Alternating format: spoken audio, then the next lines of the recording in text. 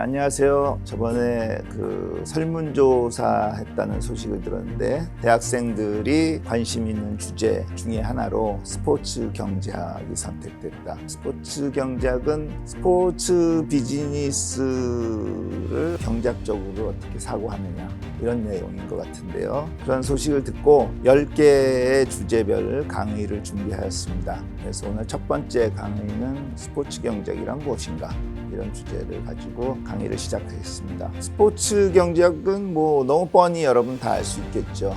스포츠 산업을 경제학적으로 공부하는 것 너무 당연한 얘기죠. 좀 더 올바른 질문은 왜 자동차 경제학, 왜 반도체 경제학은 없는데 왜 스포츠 경제학은 있는가? 이게 더 올바른 질문이 아닌가 싶습니다. 보통 뭐는 있고 뭐는 없다 그러면 있는 게 더 중요하니까 그럴 텐데 과연 스포츠가 반도체보다 더 중요한가 우리나라 경제에서 그건 약간 의문이 있다고 생각이 듭니다. 그냥 한번 수치 한번 볼까요? 7월 5일 날 삼성전자가 분기 실적을 발표했습니다. 잠정 실적인데요. 2024년도 2분기 실적에 의하면 매출액이 약 74조 원, 영업이익이 10조 원. 그러니까 그거 연간으로 환산하면 한 매출액 300조 원, 영업이익 40조 원.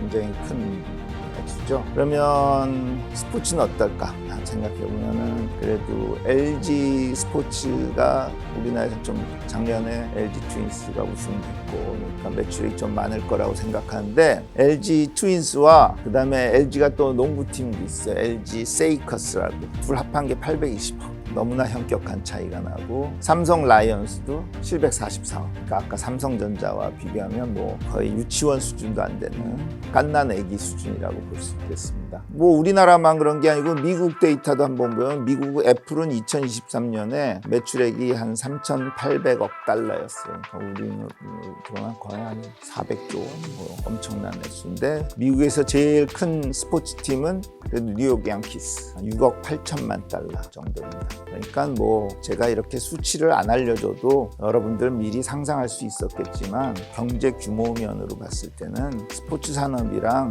이런 전자 산업은 비교가 안 되는 차이가 납니다. 근데 왜 우리나라 대학교만 봐도 스포츠 경제학과는 없지만 스포츠 경영학과는 꽤 많아요.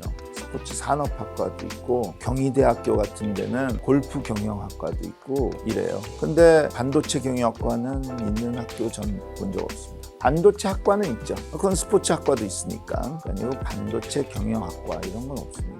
왜 이렇게 중요한 반도체는 등한시하고 스포츠는 경영학과도 있고 이런가 생각해 보면은 방금 보셨듯이 GDP에서 차지하는 비중이 현격히 차지하고 유일한 답은 반도체 산업은 우리가 배운 일반적인 경제학 이론으로 충분히 분석이 가능한데 스포츠 산업은 뭔가 이상해서 뭔가 달라서 좀 달리 공부를 해야지만 분석이 가능하겠구나 라는 우리가 추론을 도출할 수가 있을 겁니다. 맞습니다. 제 생각에도 그렇다고 생각하고요. 그래서 과연 그럼 스포츠 산업은 어떠한 독특한 특성이 있는가 완벽하게는 못하겠지만 몇 가지를 생각을 해보도록 하겠습니다. 가장 극명한 차이점은 이것이죠.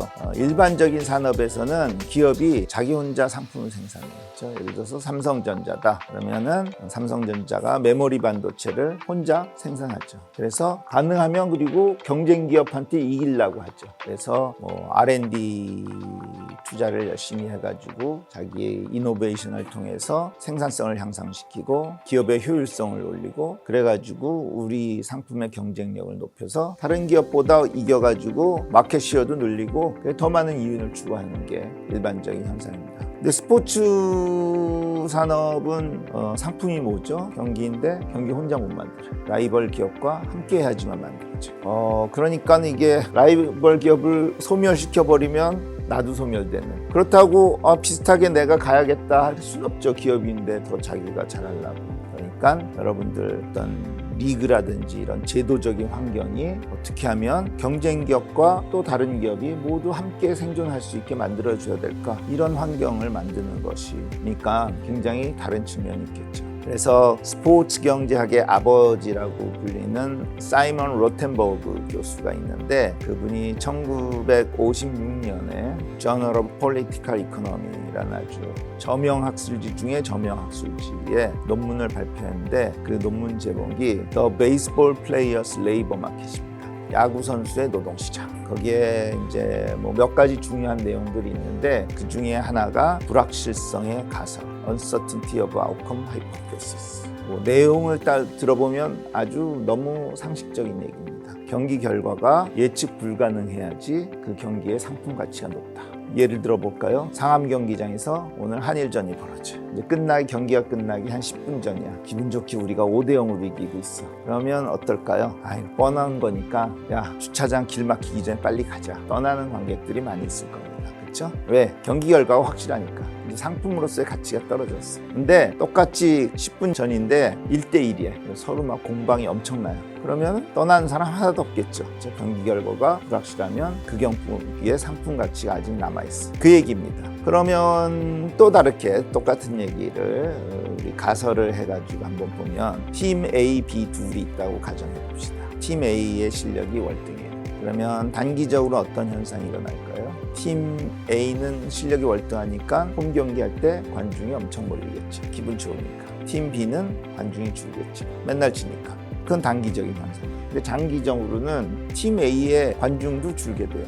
뭐 이기는 거 뻔한데, 그렇죠? 그래서 다 공멸해버리는 이런 현상이 나타나게 됩니다. 그래서 스포츠 경제에서는 이 컴페티티브 밸런스, 구단 간의 전력의 균형을 이루는 것이 굉장히 중요합니다. 그래서 여러분들 뭐 리그가 여러 가지 제도를 도입하고 있죠. 뭐 가장 대표적인 게 리버스 오더 드래프트. 그러니까 전년도에 꼴찌팀이 내년도에 신인 선수들을 드래프트할 때 1번 순위를 줘가지고 좋은 선수 데려갈 수 있게 해서 전력을 향상시키게 한다든지, 혹은 뭐 셀러리 캡. 아무리 부자 구단이라도 팀 연봉이 어떤 일정 액수 이상으로는 올라갈 수 없게 만듦으로써 너무 강해지는 것을 억제시키는 그런 거라든지 이런 제도들을 가지고 있습니다. 또 다른 특징 하나 볼까요? 모노폴리입니다. 제가 여기 우리나라 지도를 그려놓고 한국 프로야구 10개 팀의 연고지를 이렇게 명시해 놨습니다. 보면은 롯데자이언츠가 부산에 있죠.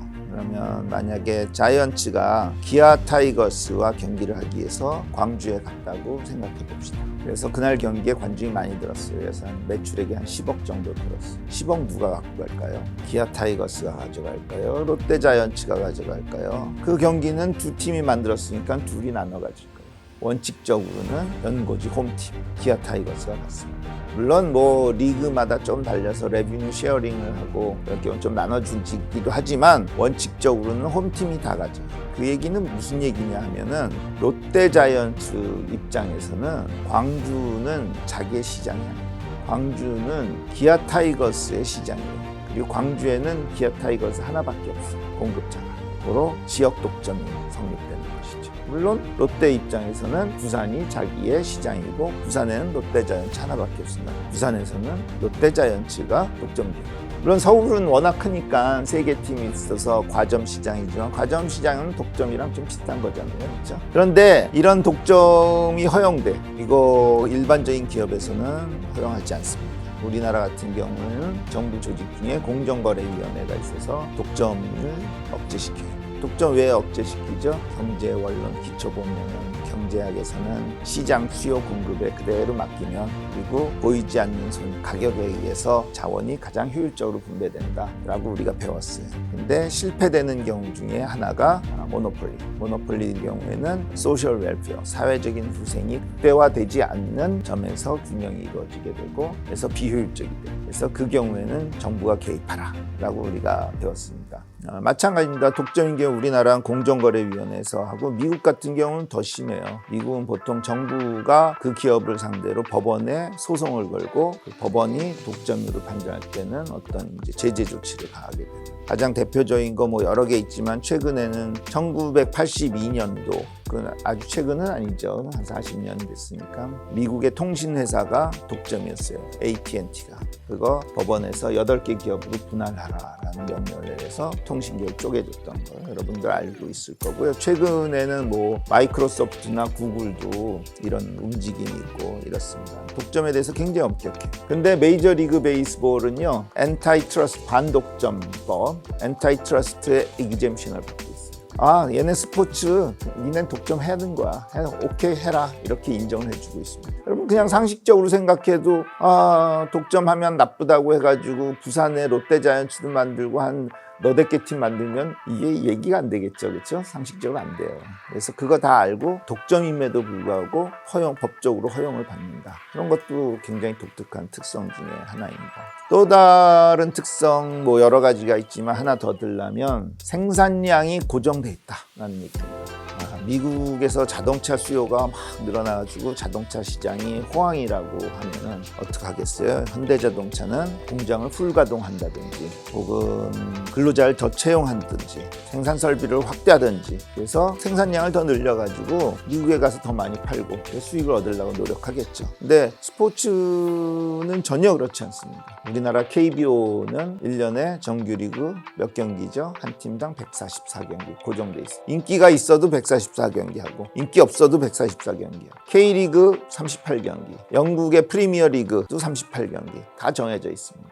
야, 이렇게 차이가 나면은 뭔가 분석이 전혀 우리 일반 이론이랑 달라지겠죠. 일반 이론은 뭐 이윤을 추구하기 위해서 극대화하는 생산량은 얼마야 되냐 막 변하고 막 이러는데 스포츠에서는 전혀 그렇지가 않습니다. 그렇기 때문에 지금 3가지 독특한 특성을 들어줬는데 그 외에도 많은 특성이 있겠지만 오늘은 첫 시간이니까 이런 독특한 특성으로 인하여서 스포츠 산업을 좀 물론 경제학적인 지식을 백그라운드로 하지만은 좀 더 세밀하게 분석을 하는 것 그런 것들이 스포츠 경제학이다라는 말씀을 드리면서 1강을 마치도록 하겠습니다. 감사합니다.